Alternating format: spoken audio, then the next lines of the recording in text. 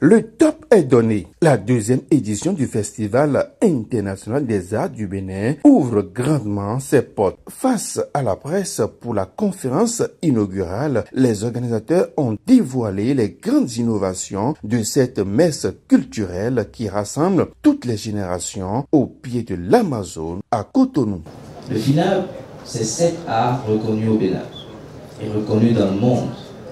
La danse, la littérature, le cinéma, les arts plastiques, le théâtre, la musique.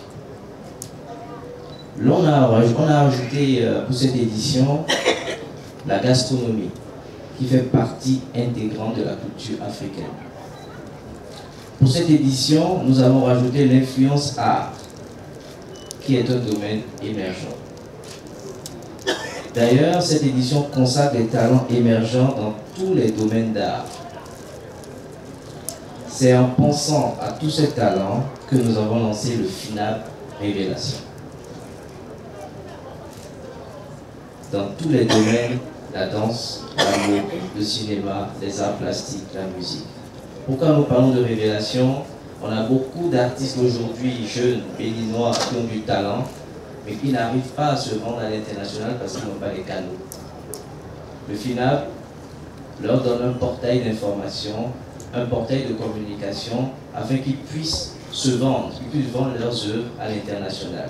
On a ramené suffisamment de journalistes, suffisamment de médias importants internationaux, afin de pouvoir donner la lumière sur toute cette génération que la créativité. Carrefour incontournable pour les géants des industries culturelles et créatives, le FINAB se positionne comme une plateforme essentielle pour la promotion des talents africains. Cette édition, je suis heureux de recevoir au Bénin des éminents promoteurs de festivals. Vous savez, les festivals en Afrique, c'est un réseau. C'est un réseau, c'est un très grand réseau. Et quand vous ne faites pas partie du réseau, il est difficile de pouvoir apporter la solution à ceux de chez toi. Au Bénin, je vois difficilement des artistes chanteurs qui ont envie d'aller à Visa for Music, qui ont envie d'aller au REMA, qui ont envie d'aller au FEMUA, mais ils n'ont jamais un portail. Ils ne reçoivent pas les invitations, c'est très difficile pour eux. Le gouvernement fait le maximum, mais nous, en tant que privé, nous devons apporter également des solutions. Aujourd'hui, pour cette édition, nous faisons venir une dizaine de promoteurs des plus grands festivals en Afrique qui vont venir au Bénin, qui vont rester 3-4 jours afin de pouvoir échanger. Pour que désormais, s'il y a un Béninois qui a envie d'aller au Visa for Music ou ailleurs, qu'il passe par ce festival pour pouvoir avoir une place là-bas et une place de qualité. Avec le soutien du ministère du Tourisme, de la Culture et des Arts, l'événement constitue un pilier essentiel du rayonnement culturel du Bénin.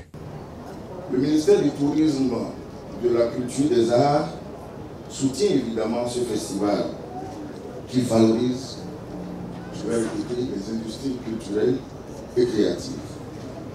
Au nom du ministre du Tourisme, de la Culture et des Arts, je voudrais féliciter le groupe Empire pour avoir tenu le pari d'organiser la seconde édition du FINAB.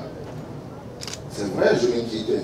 Par moment, je passais un coup de fil au président, je lui dis, est-ce qu'il s'agit d'une biennale ou d'un événement annuel? Il m'a dit, il s'agit d'un événement annuel et je tiendrai le pari. Donc, félicitations à vous, monsieur le président, et à toute votre équipe. Je voudrais aussi exhorter le public, notamment les passionnés d'art et de la culture, à se déplacer pour savourer les prestations artistiques. Je pense que si le public m'écoute, nous sommes ici sur l'esplanade de l'Amazone, que les gens fassent des tours tous les soirs, ils ne seront pas déçus. Ce n'est pas pour faire de la publicité, mais nous avons le devoir de faire cette publicité en tant qu'institution qui fait la promotion de la culture dans notre pays. Les 240 exposants vous donnent rendez-vous au Grand Marché Tokpak A du 23 au 28 avril pour découvrir les merveilles du terroir.